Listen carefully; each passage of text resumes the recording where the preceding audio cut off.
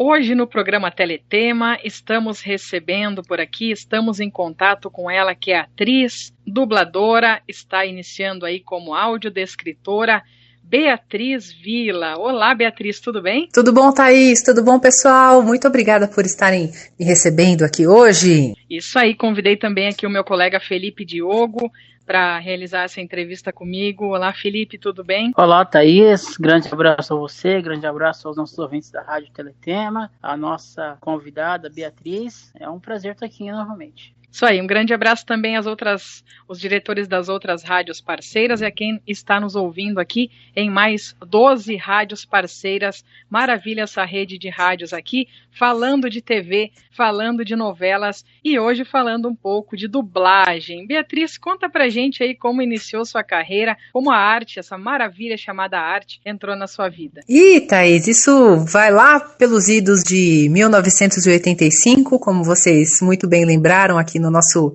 bate-papo em off. Estávamos chorando as nossas velhices, entre aspas, mas brincadeiras à parte. Novamente, muito obrigada por vocês me convidarem, é um grande prazer estar aqui. Bom, vamos lá. Comecei, né, em 1985, já revelei a data do nascimento, então já vou com esse conceito até o fim, né?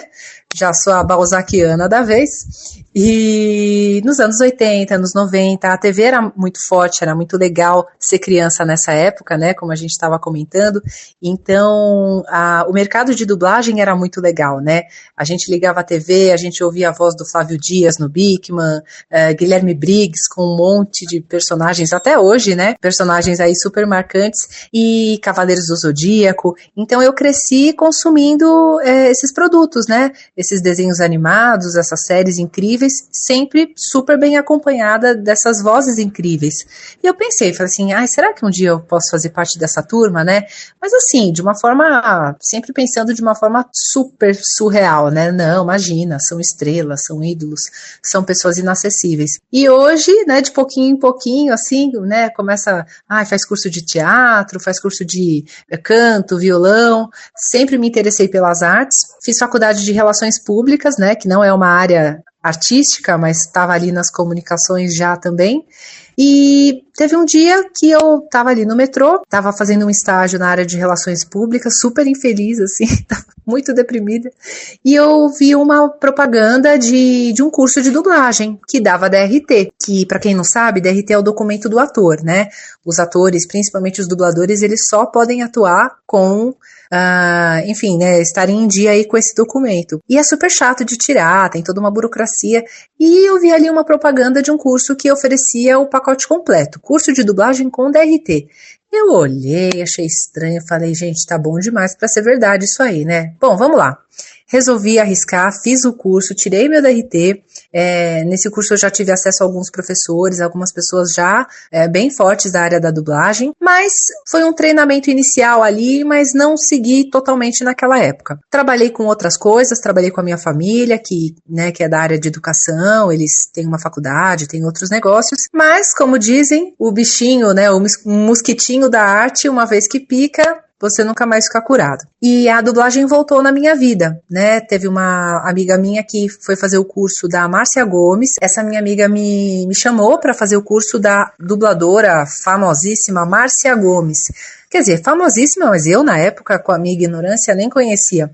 Para quem não sabe, eu até me emocionei só de falar dela. A Márcia Gomes, ela é a voz da Vilma, dos Flintstones, é a voz do Gato Félix, só para vocês terem uma noção. Então ela é a velha guarda da dublagem, muitos consideram ela como a primeira dama da dublagem, e ela estava dando um curso na época. Eu falei, bom, se eu não ingressar para o mundo da dublagem com a primeira dama, então não vai ser com mais ninguém, né? Conheci a Márcia Gomes, me encantei por ela, e ela gostou da minha voz, falou que eu tinha talento, que eu tinha futuro, e começou a me indicar para vários estúdios, e isso vai fazer o quê? Uns 10 anos.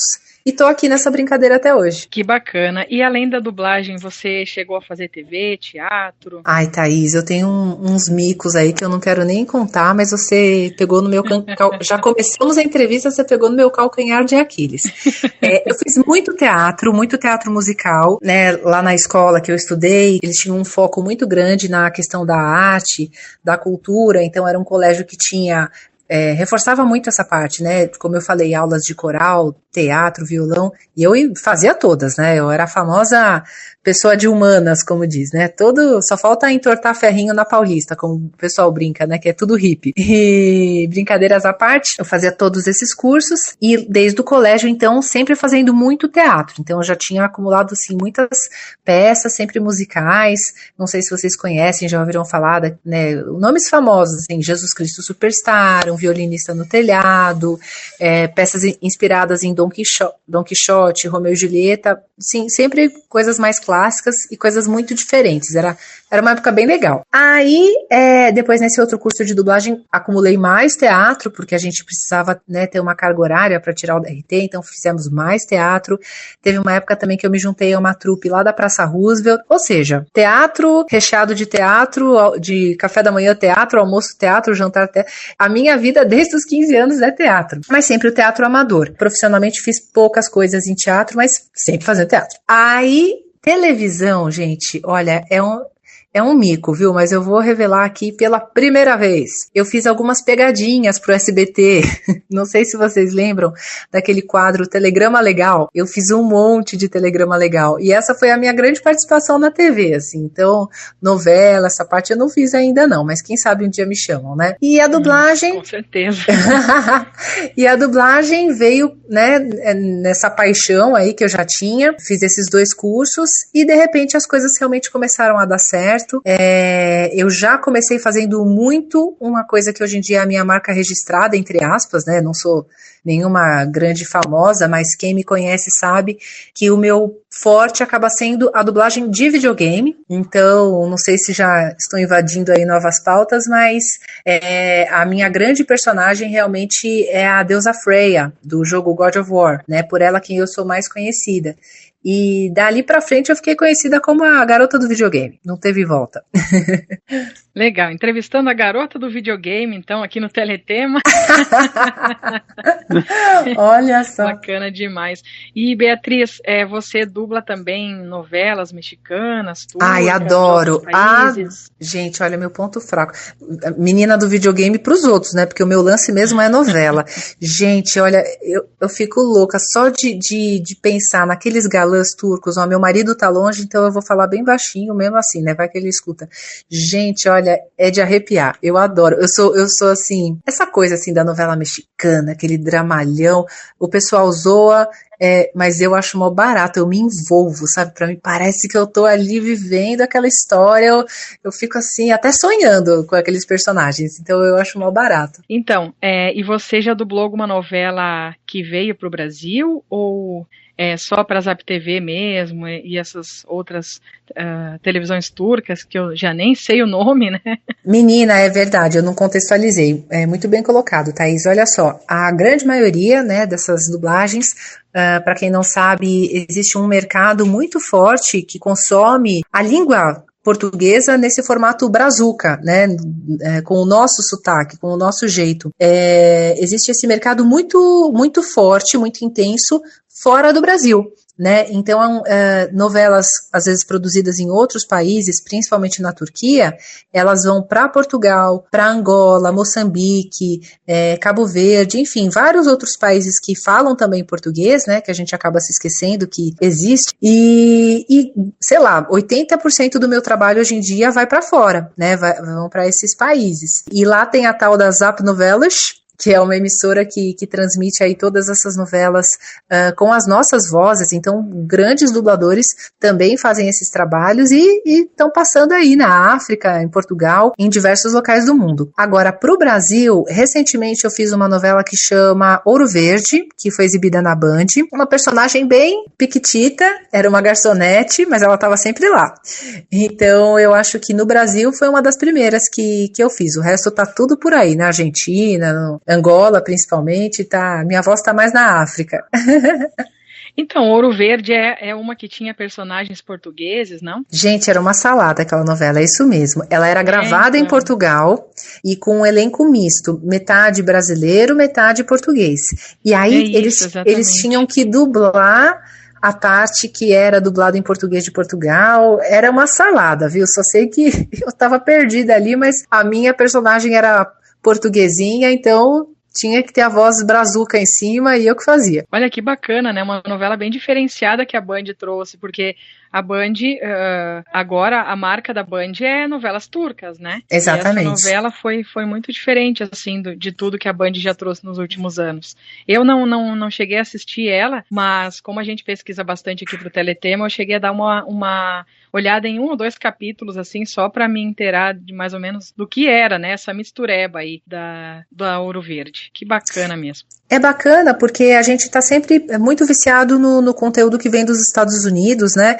E agora estão surgindo essas outras produções. Então nunca na minha vida que eu imaginei que a Turquia era um polo tão grande de produções e produções de altíssima qualidade. Assim, eu, nossa, até prefiro uma novela turca do que uma novela da Globo, né? Assim, eu sou noveleira, mas eu nunca curti tanto as da Globo. Eu sempre gostei muito ou do SBT, eu gosto das produções de fora. E as da Turquia, nossa, a iluminação, a trilha sonora, figurino, os caras arrebentam. E os atores são muito talentosos também. Então é sempre um prazer à parte. Eu sou meio atrasada, né? Agora aqui em casa que a gente assinou Netflix, agora que a gente está começando a consumir esse conteúdo. Então também, se você olhar se você for ali procurar na Netflix, o quanto de produções de outros países também que estão se popularizando cada vez mais, né? Espanha, aquela série Dark também, que eu ouvi falar que é da Alemanha, quer dizer, cada vez mais a gente está consumindo coisas de diversos países, e tudo bem, né? Não ficar só naquela coisa americana, que é incrível, né? Os caras arrebentam, mas, poxa, é legal a gente ter outras fontes culturais também, né? É verdade. E tem alguma língua, algum idioma que você achou assim, teve mais dificuldade de dublar? Ai, boa pergunta, Thaís. O turco, ele vem super traduzidinho lá pra gente no roteiro, então a gente não tem tantas dificuldades. Agora, às vezes, troca o tradutor, menina, é enrolado aqueles caras, viu? Olha, algumas palavrinhas até já decorei. Bom dia, boa tarde. Tem até uma que a gente brinca que soa como Busch Gardens. Tem um parque americano que chama Busch Gardens, e a gente sempre brinca que o seja bem-vindo, né? Toda vez que alguém entra na casa, assim, do outro, a pessoa fala, seja bem-vindo. E aí é Busch Gardens, aí a gente fica zoando. Busch Gardens, Disneylândia, Universal Studios, a gente fica zoando, assim, porque lembra o nome daquele parque americano. Mas o falar turco é muito louco. Eu, na minha família, tenho alguns árabes, né? Meu pai é libanês e tal, então eu tô mais acostumada com o árabe. Mas o turco é uma mistura que tem horas que você acha que os caras estão falando japonês. É muito louco, é uma língua muito louca. Mas, geralmente, isso aí não falo somente por mim, mas por outros dubladores, o mais desafiador é quando são línguas asiáticas mesmo, né? Porque a Turquia é Eurásia, então ali pega a influência de Europa com Ásia, dá uma mistura, não fica com uma cara tão diferente. Agora, dublar coisa em chinês, produções indianas, gente, é de enlouquecer, porque a métrica das palavras é absolutamente diferente. Eles falam tudo picadinho, pouquinho, Eu dublei uma vez uma advogada indiana que estava defendendo um caso de assassinato. Então era um clima super tenso e a mulher só falava de pouquinho em pouquinho, meritíssimo. Então, assim, eu não conseguia imprimir um clima pesado, e a mulherzinha, assim, falava num ritmo que parecia uma criancinha, e eu tava com um case de um assassinato. Gente, é cada uma que não dá nem pra contar aqui. Nossa, imagino, deve ser um desafio, né? Toda vez que tu tem um novo personagem, né? Um novo idioma para dublar, deve ser um baita desafio. Não, com certeza. Olha, eu não dublo tanto anime, gosto muito de anime, consumo, mas nunca tive tantas experiências de dublar anime. Mas a galera, eu tava ouvindo outro dia uma entrevista do Ulisses Bezerra, nossa, eles sofrem muito, porque a métrica é muito diferente. A entonação do japonês é aqui embaixo, às vezes, né? Takarará.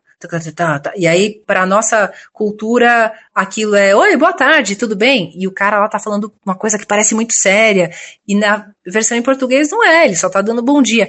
Meu, é muita mudança cultural, e eles falam assim, sem pausa, né? Ele falou que o japonês é diferente, fala tudo sem pausa. Então, para achar um respiro ali entre um grito de samurai e outro, eles sofrem bastante. Então, às vezes o japonês tá falando, né? E aí vai lá na tradução, boa tarde. Tipo, o cara ficou um minuto falando em português. O cara ficou Não, alemão também tem dessas. Parece que falou uma página inteira de um livro e aí é só, oi. Sim. E qual o seu maior desafio até hoje, assim, nesses anos que você tem de dublagem e de atuação? Então, Thaís, você tá muito esperta, viu, menina? Você tá pegando todos os meus calcanhares de Aquiles, já foi o segundo. Vou te contar. Não é muita gente que sabe, tá? Não divulgo isso, até porque eu tinha contrato de sigilo, já rompido. Obviamente eu posso falar sobre isso agora, mas durante muito tempo não pude falar. Eu não sei se vocês estão sabendo, tá na moda agora essa onda da inteligência artificial, né? Tem a Siri, tem a Alexa, e eu fui pré-selecionada para ser a voz da Alexa. E no final acabei não pegando esse job, né, esse trabalho, mas eles treinaram 2 locutoras durante 1 ano, e então uma das 2 ia pegar, e na verdade foi gravado integralmente aí 2 locutoras diferentes e eu era uma delas. Foi o trabalho mais desafiador porque não era dublagem, eram gravações infindáveis, né, que a gente tinha que enriquecer a máquina ali com o máximo de informação, o máximo de quantidade de texto, e era um texto puro, a gente lia trecho de livro, trecho de poema, música, era uma enciclopédia que a máquina tinha que ter ali de banco de dados, com as nossas vozes. Eu falo as nossas, mas assim, eu nem conheço a outra moça, né, que também fez o trabalho, mas assim, eles fizeram ali um acervo gigantesco, e era muito tempo, e assim, quando a gente fala sempre na mesma tonalidade, a voz acaba machucando. Quando a gente fala no dia a dia, que nem eu tô falando aqui com vocês, então, naturalmente a minha voz, vai pra cima, porque eu lembrei de uma coisa muito legal, mas de repente ela pode ir pra baixo, porque eu tô contando uma parte mais séria. É normal, né? A nossa voz oscila. E esse trabalho de gravar inteligência artificial, a voz tem que ser falada de um jeito quase como um robô o tempo todo, e você tem outra frase, e outra frase, e outra frase. Você falar numa região igual durante muito tempo, vai machucando as suas cordas vocais, né? Pregas vocais, como dizem. E a minha voz chegou a um ponto ali que, passados alguns meses, porque eram gravações de segunda a sexta, 5 horas todo dia, a minha voz foi pro beleléu. Então foi muito desafiador. Eu fiquei 1 mês assim sem poder falar, porque era tudo para fazer a voz voltar de novo e eu ter aquela maratona de gravações. Aí no fim acabou que eu não peguei, né, esse papel, enfim, mas foi uma aventura, porque eu fui morar 2 meses na Polônia, que a grande parte das gravações aconteceu lá, depois outra parte aconteceu no Brasil. Foi uma aventura, gente, eu me senti uma estrela de cinema, eles pagaram tudo, hotel, restaurante, eu tava lá com meu maridão, segunda lua de mel. Foi muito legal, mas teve esse lado pesado que o trabalho realmente não era brinquedo. Mas, enfim, foi uma super experiência que eu vou carregar com carinho aí pro resto da vida. Que bacana, né? Tudo é experiência.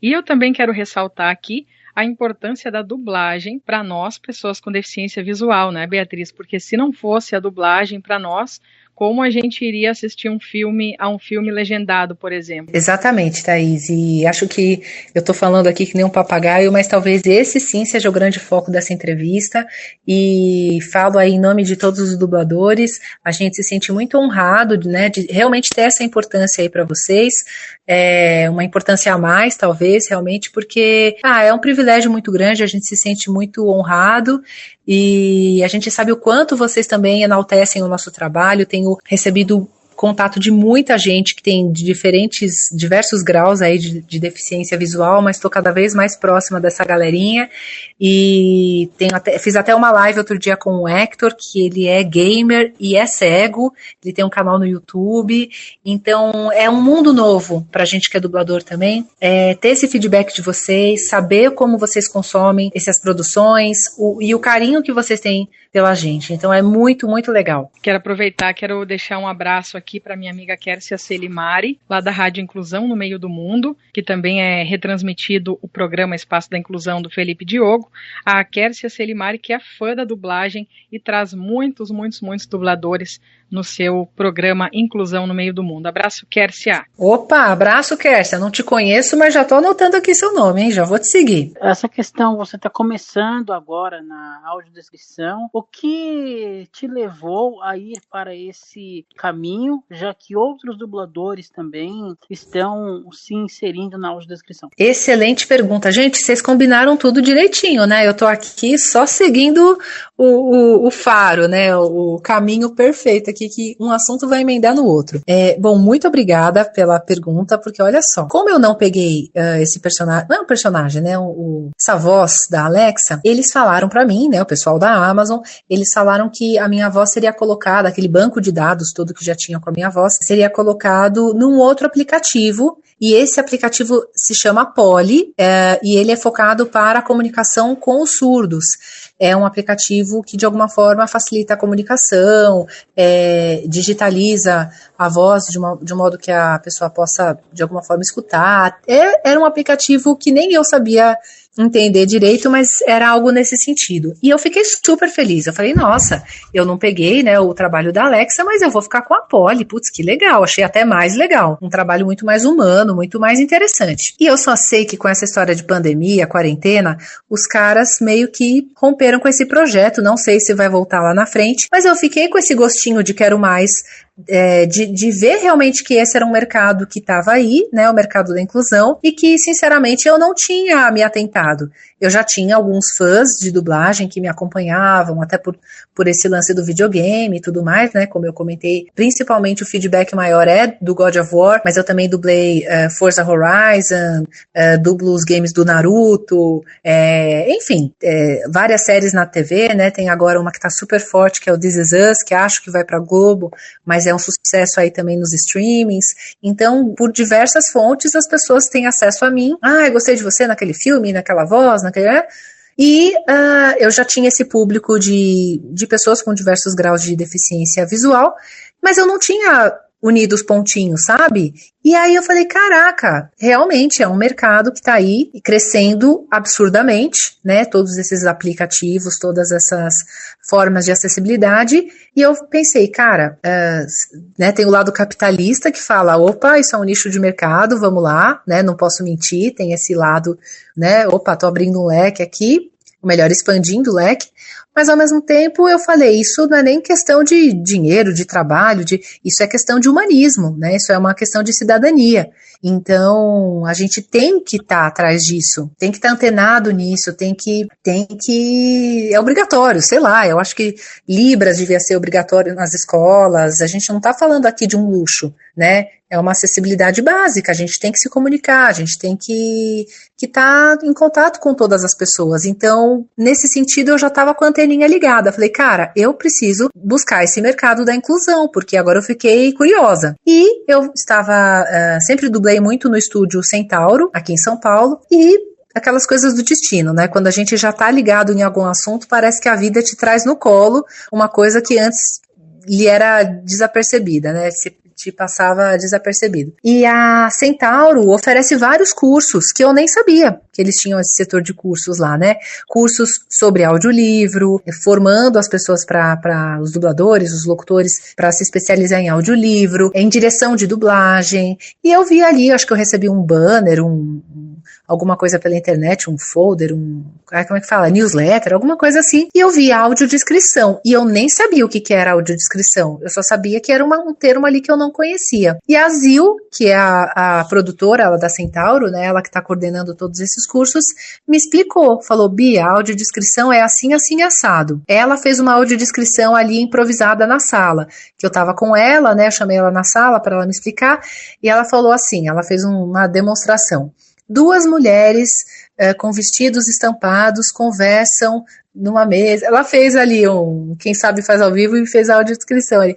Eu, caraca, que é isso? Nunca tinha ouvido nada parecido. E eu pensei, falei, olha, mesmo que eu não que não acontecer de eu trabalhar nesse setor, me parece algo que você tem que aguçar muito a sua percepção, né? Parece, nossa, já pensou fazer a audiodescrição de um quadro no museu? Foi a primeira coisa que eu pensei, assim, o quanto que você tem que estar mais sensível para descrever coisas que o olhar automático da gente chega uma hora que não percebe mais, né? O olhar automático aí do dia a dia, das coisas que a gente, né, só bate o olho e já resolve, já faz, tará.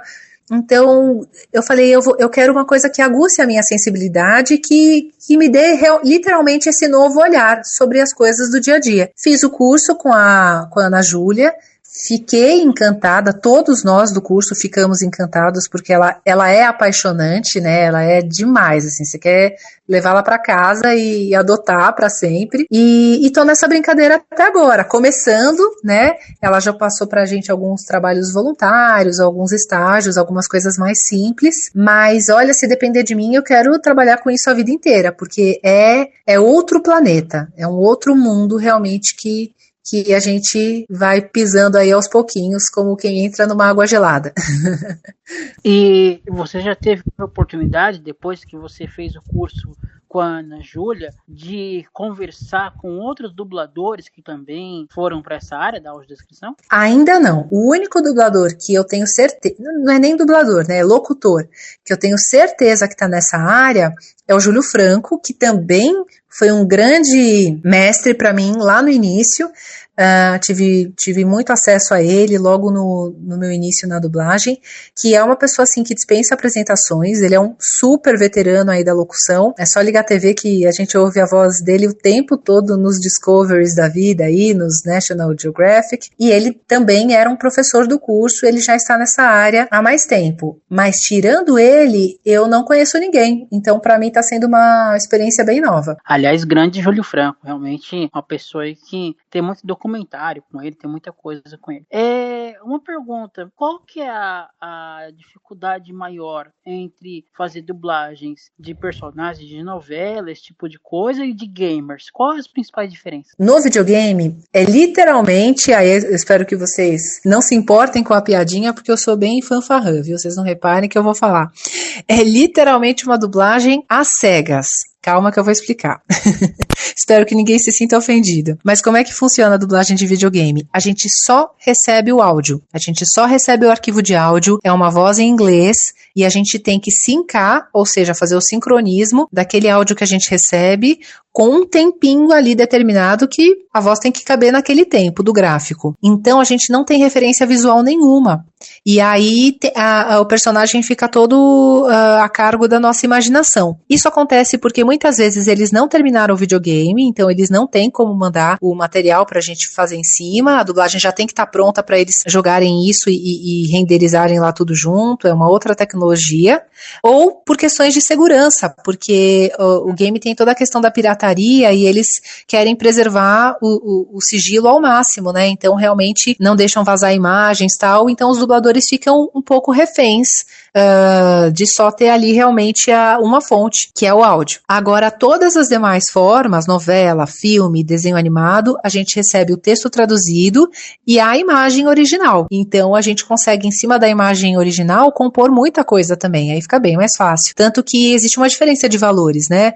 Videogame é uma tabela mais cara, então é um trabalho melhor remunerado, até por conta dessa dificuldade mesmo. Mas aí, sem vocês terem somente com o áudio, não corre o risco de repente, você fazer o personagem e não ficar do jeito que a produção imaginou, por exemplo? Com certeza, e é um risco real. Tanto que, na minha opinião, né, e na opinião de muita gente aí na internet, a dublagem de videogame no Brasil, que o pessoal usa também o termo, né, localização, ela tá, assim, melhorando cada vez mais, mas ela tem também umas gafes bem tenebrosas por aí, né? Se você observar, se você der uma pesquisada, você ouve umas coisas bem sinistras, porque é uma tecnologia nova e não é todo estúdio que está capacitado a fazer, não é todo dublador que tem essa sensibilidade para, né, compensar essa falta de recurso do visual. Então, assim, não estou me gabando, o pessoal vai achar que eu sou metida, porque eu falei, né, que eu faço muito videogame, mas assim, né, tem que realmente ter uma sensibilidade a mais, não é todo dublador que eles chamam para fazer, tem que ser uma galera, assim, geralmente eles pegam dubladores que também são cantores, ou que tem alguma base musical, tudo isso ajuda a pessoa a ter mais sensibilidade, porque tem gente que simplesmente fala lá o texto como se fosse qualquer coisa, e não, você tem que ter muita sensibilidade para entrar no tom do dublador original. Caso contrário, quando forem jogar a imagem, o cara vai estar com, sei lá, dizendo uva e você tá falando maçã, sabe? Assim, não vai casar com a imagem. Então tem que ter muita sensibilidade. Uma dublagem de game, ela demora, em média, quanto tempo para ficar pronta? Olha, tudo depende do tamanho do seu personagem, né? Eu sempre dou como exemplo God of War, que essa personagem, a Freya, que eu fiz, ela não é protagonista. Ela é uma das principais, mas ela não chega a ser uma protagonista. E demorou mais ou menos uns 2 meses pra fazer, mas assim, escalas muito esparçadas. Eu ia, sei lá, 2 vezes por semana. Era uma coisa tranquila, mas pra uma personagem que é considerada relativamente extensa dentro do jogo. Agora, o Ricardo Juarez, não sei se vocês conhecem,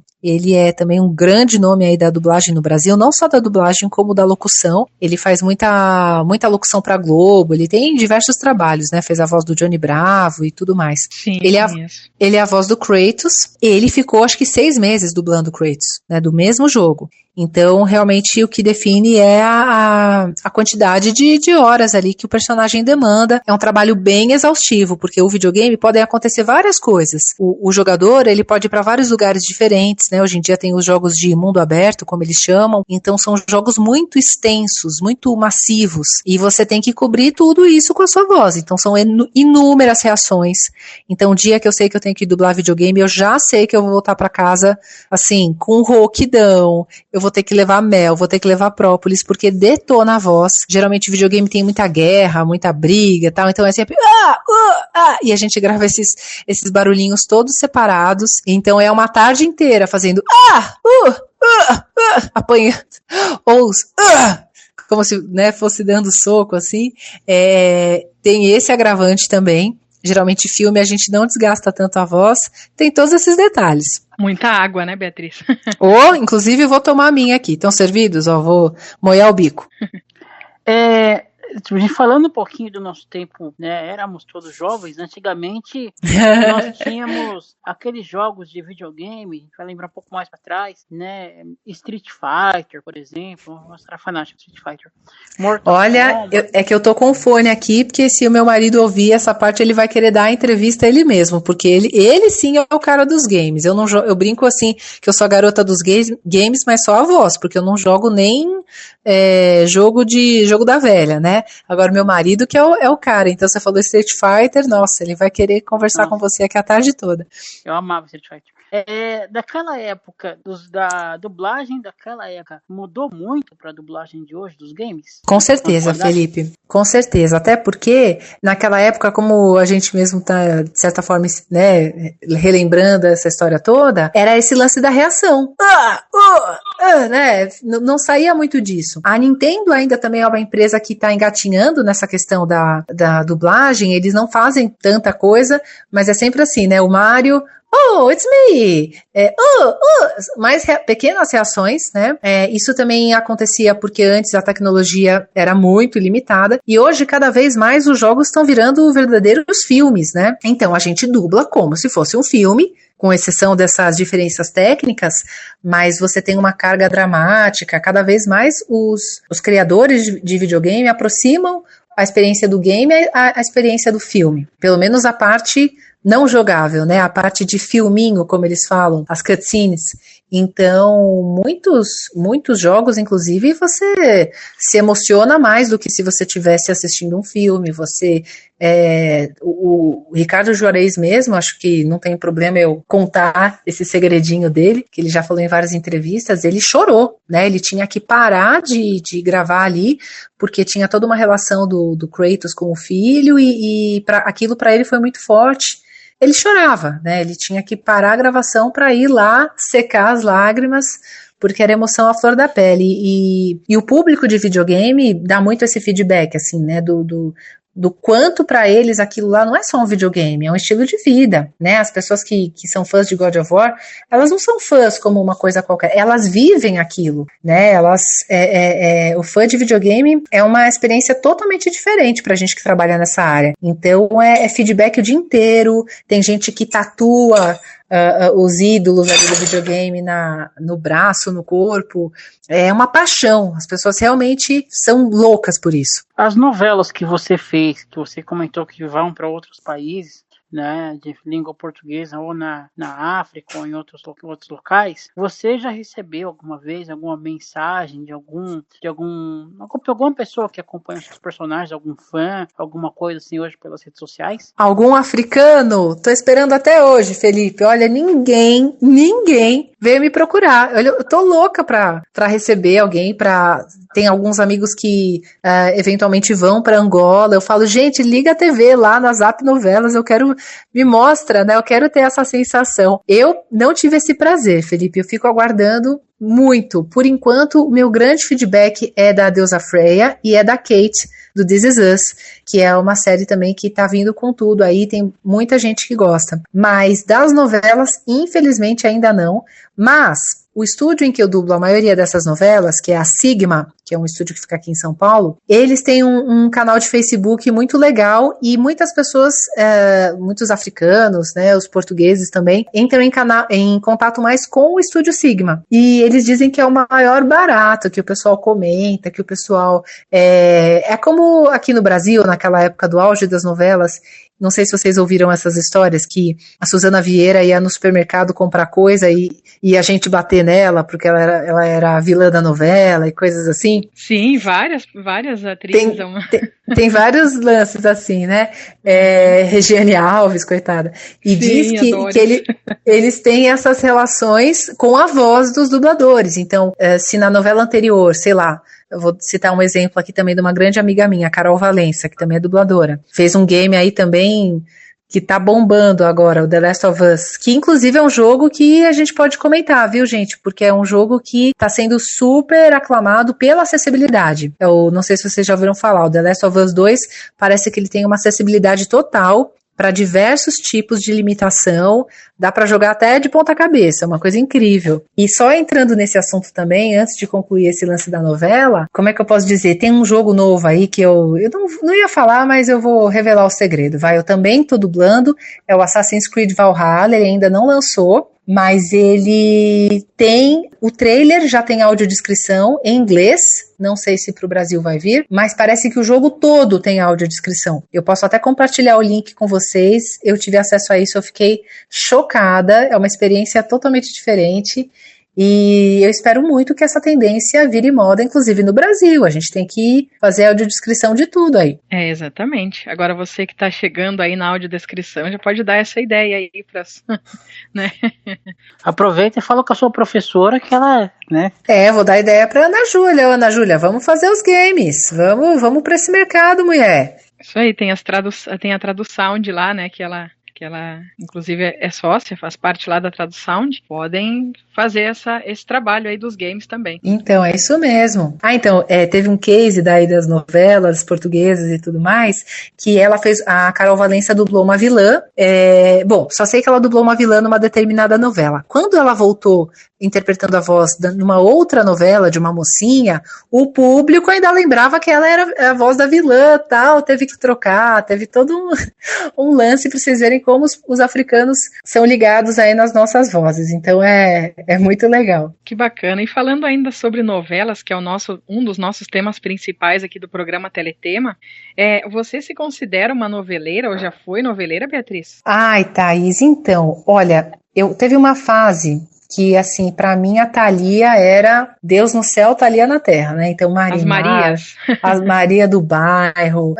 Maria Mercedes, eu via e revia todas, mas a que eu mais gostava mesmo era a Marimar. Agora, teve uma fase agora mais recente, isso eu era criança, né? Mas mais recentemente, eu não sei porquê, teve uma fase que tive uma janela de trabalho aí, uma entre-safra que eu fiquei mais parada, fiquei em casa, não era nem quarentena, não tava rolando tanto trabalho mesmo. E eu me apeguei a uma novela do SBT, mexicana também, é claro, chamava A Dona. Gente, eu assisti todos os episódios dessa novela, então eu já descobri assim, eu não posso começar, sabe? Novela, seriado, se eu começar, eu quero maratonar no mesmo dia, aí eu fico com umas olheiras do tamanho do vampiro da Transilvânia e não dá certo, então eu tô fugindo já tô na fase contrária, Thaís, eu tô fugindo das novelas porque eu sei que eu vou viciar. Sempre vicia, né? Então, inclusive estamos em negociação aí para entrevistar a Valentina Vilaça. Uau! Isabel Lira. Na verdade, a dubladora, né? Da Valentina Vilaça, Isabel Lira. Gente, me chama que eu vou estar dando audiência para vocês com certeza. Que bom, que bom. E você, novelas da Globo, você acompanha também? Acompanhou algumas? Então, querida, eu vou confessar para você que eu nunca fui tão noveleira, né, quesito Globo. Tem até que tentar pensar, assim, se teve alguma mais que me marcou. Mas, assim, de bate-pronto, olha, eu acho que eu era mais da turma lá dos mexicanos. Eu adoro o México, né? Eu já viajei, assim, algumas vezes pra lá e, nossa, eu acho tudo que tem a ver com o México, eu acho sensacional. As praias são incríveis, a cultura lá do povo deles, os maias, os astecas, eu sempre curti de montão. Até mesmo Chaves e Chapolin, que a gente estava também comentando aqui no começo da nossa conversa, para mim aquilo lá é o top de tudo, né? De dublagem, de humor, então eu acho que eu tenho uma quedinha pelos mexicanos mesmo. E novela da Globo, eu acho que eu nunca me liguei muito, não. As anteninhas de vinil. Ah, isso mesmo. Bacana.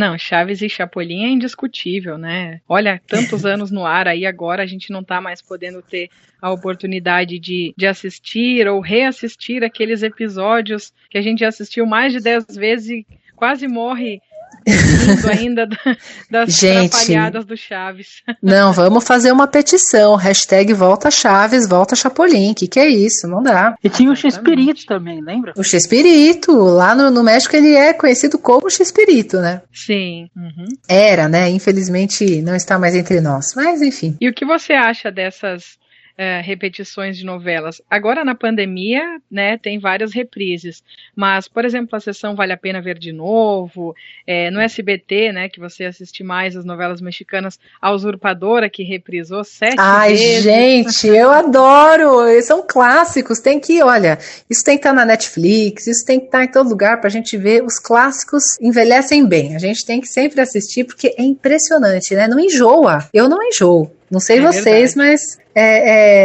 ai, gente, aqueles barracos de novela mexicana é sensacional, né? Cada situação, uma mais absurda que a outra. Olha, é pra chorar de rir, porque, ou melhor, é rir pra não chorar, né? Porque tem umas coisas ali cabeludas, mas o que vai fazer? Mas que nem eu te falei, você pegou meu fraco, viu, Thaís? Realmente... É muito legal. O que eu não gosto nas reprises, né, em algumas reprises, é que eles cortam bastante, elas ficam bem picotadas. É verdade, fica inclusive sem pé nem cabeça, né, fica sem sentido. Tem uma cena da mulher indo para um restaurante e de repente ela tá na igreja, tipo, peraí, como é que do restaurante ela foi pra igreja? O que aconteceu? É bem lembrado, a galera tesoura mesmo, né. Inclusive a Glória Pérez deu uma entrevista uns 2 anos atrás dizendo que as novelas são mutiladas. Mutiladas. Eu concordo que elas são mega mutiladas mesmo, porque uma novela, por exemplo, da Globo, que é o canal que o público mais assiste, né? Eu assistia muito SBT também.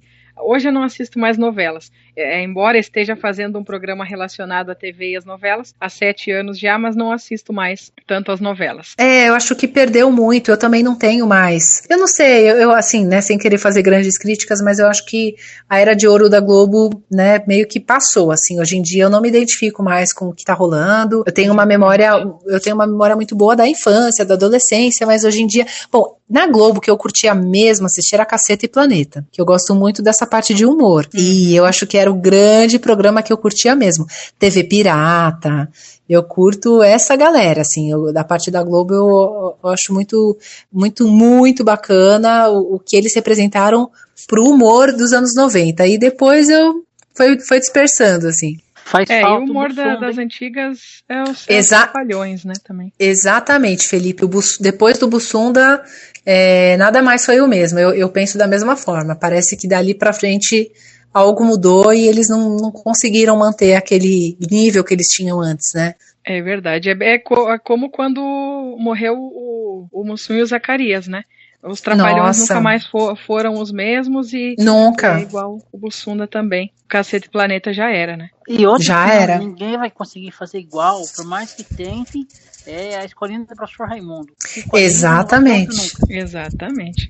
Eles São até os fazem ícones, né? aquela homenagem, que eu achei uma ideia genial ali, né? Os filhos, os parentes, novos artistas revivendo aqueles personagens, que em termos de homenagem é uma ideia riquíssima, mas assim, realmente a gente tenta reviver os tempos de ouro, mas enfim, eles ficam lá e a gente nunca consegue chegar igual. A gente tem mais aqui criar coisas novas e, enfim, mas os clássicos são imbatíveis, não tem como. Aliás, só abrindo um parênteses, recentemente, um dos mestres da dublagem no Brasil comemorou 101 anos, né? Orlando Drummond. Gente, esse homem, esse é o rei da dublagem. Esse é o rei da dublagem, com certeza. Que história, né? Não tem nem o que falar, não tem nem o que falar. Eu acho que o sonho da minha vida é conhecer o Orlando Drummond em termos de tudo, né? Ele esteve em tudo, muito bem lembrado, Felipe, ele esteve na TV, o seu peru, acho que dispensa apresentações, né? Um personagem mais do que memorável. Engraçado, eu vou até falar assim de um assunto talvez meio polêmico, mas espero que vocês consigam sacar, né? Na minha cabeça de criança, e de adulta também, nunca tinha parado para pensar, tanto o ator como o personagem do seu peru eram daquele jeito. Eu achava que ele era, tipo assim, gaysão mesmo, sabe? E o Flávio Dias, que é um grande dublador aqui de São Paulo, que fez o Bigman, que fez diversos personagens, ele falou: Bia, eu sou o melhor amigo do Orlando Drummond. Ele era o terror da mulherada, quando solteiro, né? Obviamente, porque ele é já casado há muitos anos. Mas assim, eu falei, como assim? Ele falou: Bia, ele é o maior, assim, né? Mulherengo na época, né? Aquilo, pirou a minha cabeça. Eu falei, como o ator é bom, né? Você não consegue ver outra coisa além daquele personagem. Para mim, ele convencia tanto que ele era daquele jeito na vida real também, e na verdade não tinha nada a ver. Aquilo era uma super desconstrução que ele fazia para aquele personagem. Então, é só um exemplo aqui. Olha, o seu peru é mulherengo. Ó, agora eu tenho a verdade em minhas mãos.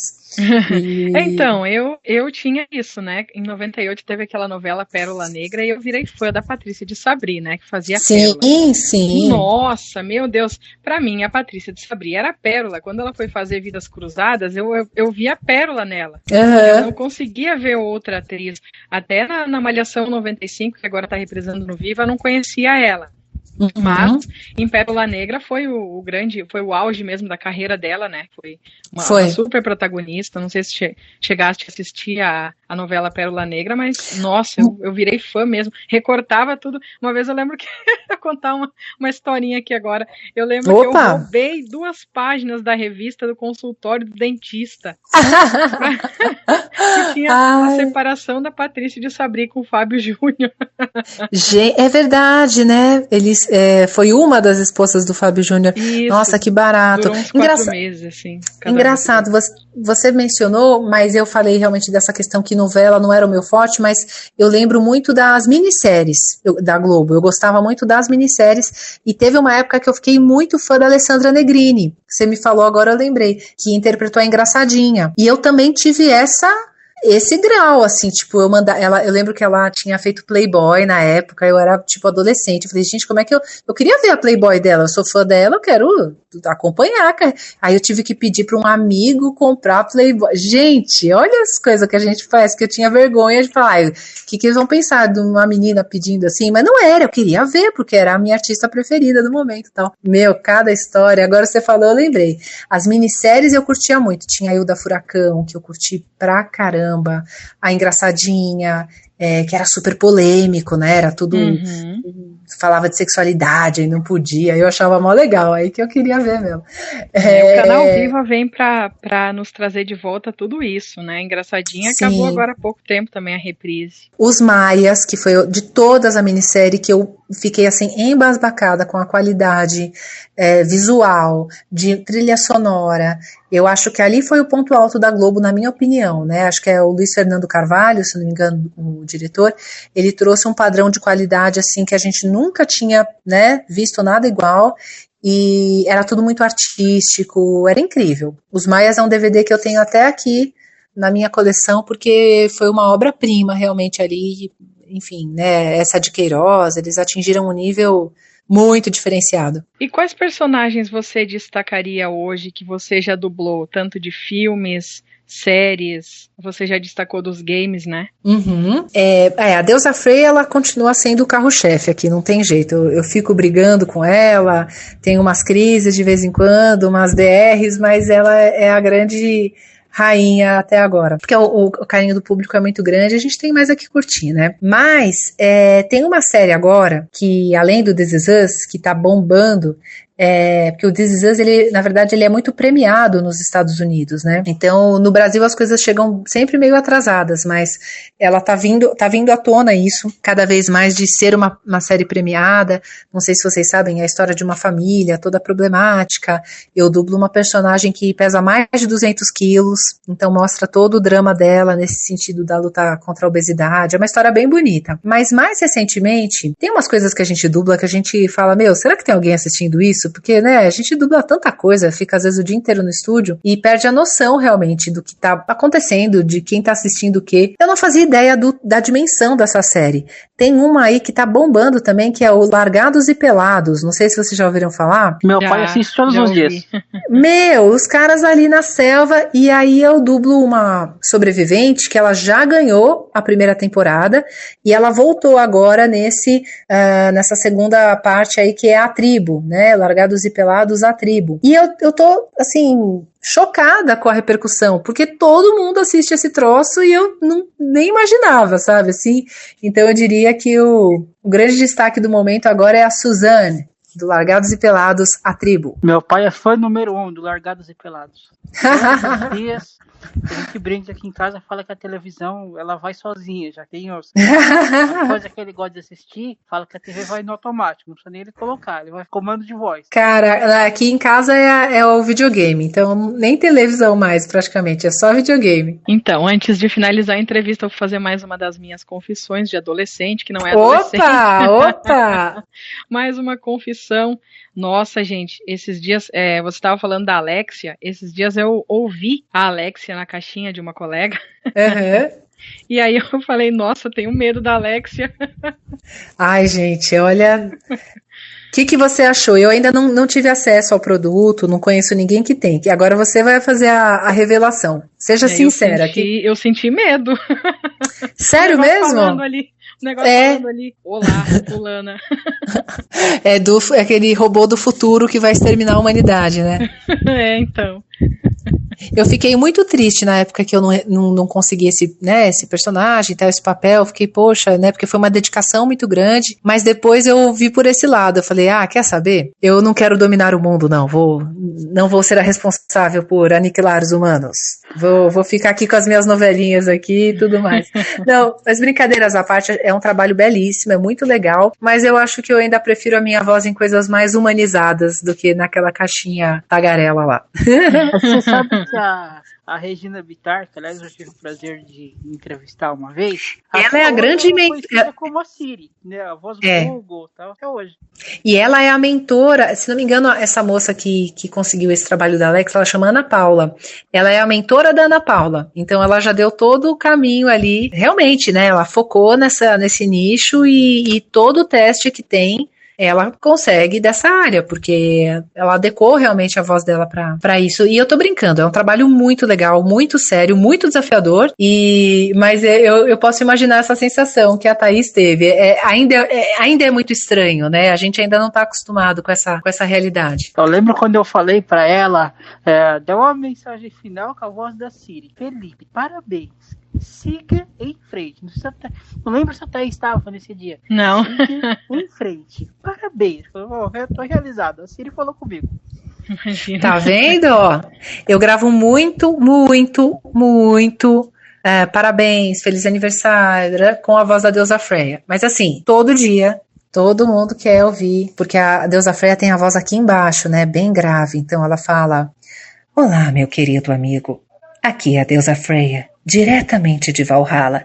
Eu vou tentar eliminar este espartano, Kratos, e daqui a pouco eu volto. Um grande beijo. É mais ou menos assim a voz da Freya. E a voz do Largados e Pelados, como é que seria? A voz da Suzanne.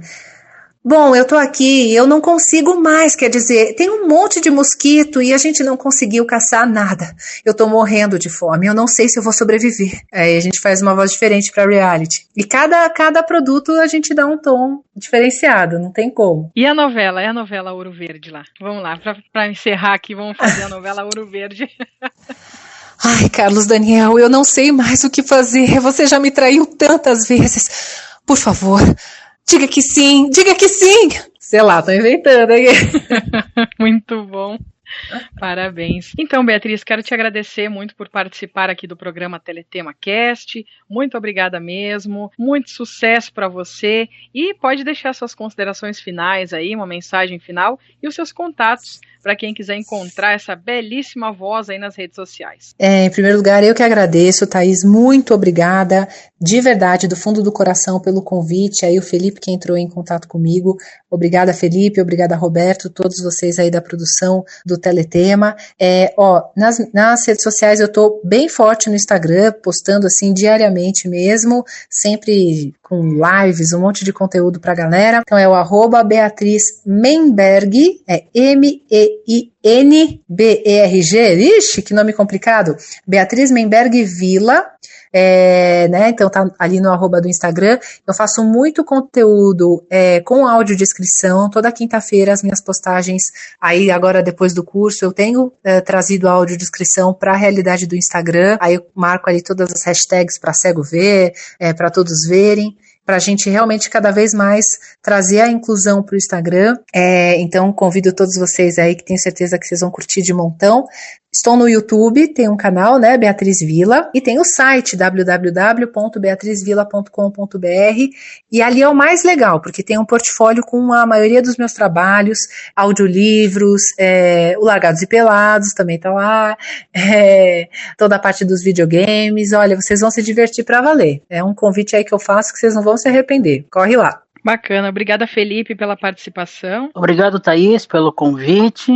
Sempre um prazer estar aqui no Teletema e um grande abraço aí para nossa Beatriz Vila. Valeu, querido, um grande beijo e até a próxima. É só me chamar que eu tô por aqui. Valeu, conversamos aqui no programa Teletema Cast com a atriz, dubladora e audiodescritora Beatriz Vila.